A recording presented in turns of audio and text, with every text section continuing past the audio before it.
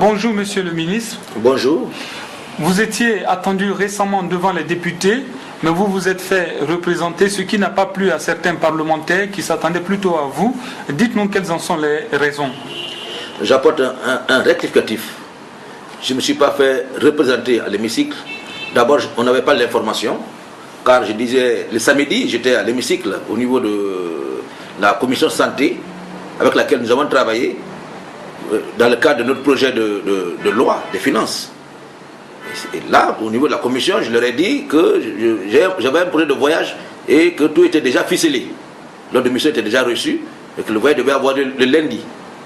Donc, le lundi, le matin, on a été interpellé parce qu'on avait déposé au niveau de l'Assemblée le projet de convention de prêt de la BID dans le cadre de la rénovation et de la construction de l'hôpital d'Onka.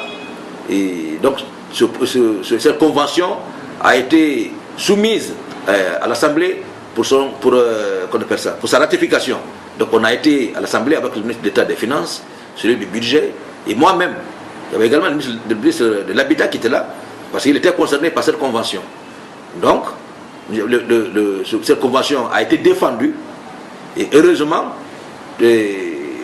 nos honorables députés ont ratifié à l'unanimité cette convention de prêt, la BID. Donc c'est le même jour que j'ai effectué mon voyage dans le cadre de la deuxième conférence internationale sur la nutrition qui devrait avoir lieu à Rome. Donc j'ai été à cette mission avec Madame la ministre de l'Agriculture. Donc c'est à ma grande surprise, à Rome, pendant que je lisais les nouvelles du pays, que j'ai lu sur le site de Guinée News que les députés m'attendaient le mardi à l'hémicycle dans le cadre du programme de passage des membres du gouvernement devant nos honorables députés.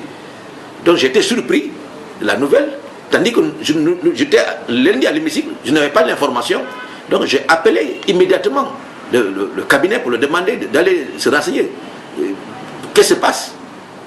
Et c'est là ils m'ont remonté, dit mais effectivement que la notification a été faite, mais déposée au niveau du secrétariat du gouvernement. Donc, le cabinet n'a pas été du tout informé de ce programme de passage du ministère de la Santé devant nos honorables députés. Sinon, on n'a aucun droit de refuser de passer devant nos honorables députés pour défendre notre budget. Surtout qui sont les mandats de la population. C'est pour eux que nous travaillons. Ils répondent en lieu et place de nos populations. Donc, nous avons le plein droit, le devoir de passer devant eux pour décliner notre vision par rapport au budget qui leur a été soumis. Donc, en aucun cas, j'ai eu cette prétention vraiment de dérober à ce programme qui était déjà élaboré par nos honorables députés. C'était juste une incompréhension entre le secrétaire général de l'Assemblée et le secrétaire général du gouvernement qui a reçu le programme de passage des membres du gouvernement. Alors justement, Monsieur le ministre, cette question est claire. Et parlons maintenant des dons et autres matériels qui sont actuellement donnés à la Guinée. Et il y a certaines populations qui expriment beaucoup de craintes quant à la gestion de ces dons.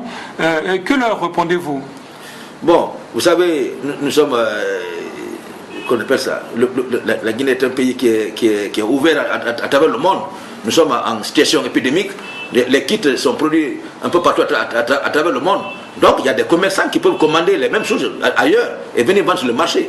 Ça ne veut pas dire que tous les produits qui sont aujourd'hui sur le marché, ce sont des kits qui proviennent de la coordination ou des kits qu'on a reçus en termes de dons qui sont revendus au marché noir. Non. Mais il y a des commerçants qui peuvent acheter ces mêmes kits ailleurs et venir les vendre à la population. Voilà la précision que je veux bien apporter. Donc il ne faut pas que les gens pensent que les kits qui sont retrouvés sur le marché noir, ce sont ces kits qu'on a reçus en guise de dons pour la population. Non. Alors, une question sur la semaine nationale de la vaccination, le 25 novembre. En quoi consiste exactement cette journée, Monsieur le ministre? Oui, effectivement, ce n'est pas à cause d'Ebola qu'on va arrêter le rôle régalien du ministère de la Santé. Vous savez, depuis la survenue de cette épidémie, les zones qui étaient affectées et les enfants qui devaient être vaccinés à ces lieux tout ce processus vraiment a été arrêté, interrompu. Donc, il est question que nous reprenions ces activités pour le bonheur de nos enfants qui sont à l'âge de vaccination et qui avaient déjà pris soit leur première dose, qui devaient avoir les doses rappels qui n'ont pas pris. Donc, il est urgent que nous reprenions ces activités pour le bonheur de nos enfants. Il y a également les examens prénuptiaux pour les femmes à l'âge de procréer, qui devaient recevoir leur dose de vaccin qu'ils n'ont pas reçue. Donc il est urgent que nous reprenions toutes ces activités, comme je disais tantôt, pour le bonheur de nos populations. Ebola ne va pas enfreindre à nos activités habituelles. Donc j'ai tenu une déclaration pour dire que les activités de vaccination vont reprendre. Et c'est aujourd'hui que le lancement officiel va être effectué, et pour reprendre toutes ces activités de vaccination pour éviter des épidémies pour le futur. Alors, Monsieur le ministre, une dernière question, si on peut le dire ainsi, peut-être un dernier message à l'endroit des populations qui vous regardent par rapport à la lutte contre l'épidémie d'Ebola en Guinée.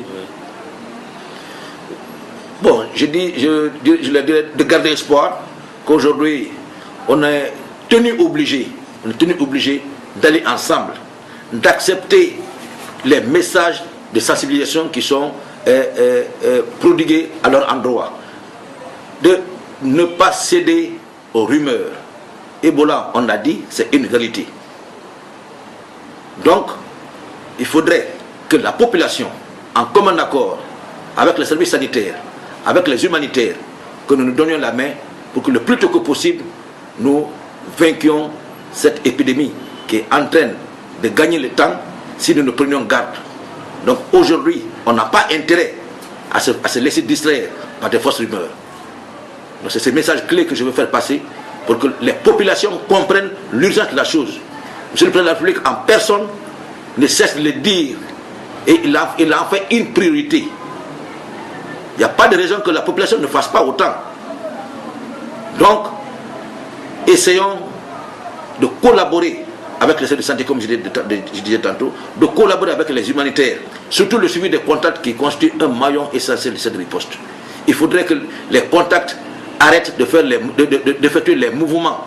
Quand on dit à une personne que vous êtes contact, vous avez pris contact avec un malade, ou un effet qui est appartenant à un malade, ou que cette personne, par exemple, ait assisté à une cérémonie par exemple, d'enterrement, cette personne ou ces personnes qui sont identifiées comme contacts doivent respecter les consignes de rester sur place pendant les 21 jours, d'éviter de faire le déplacement pour enfreindre la chaîne de contamination.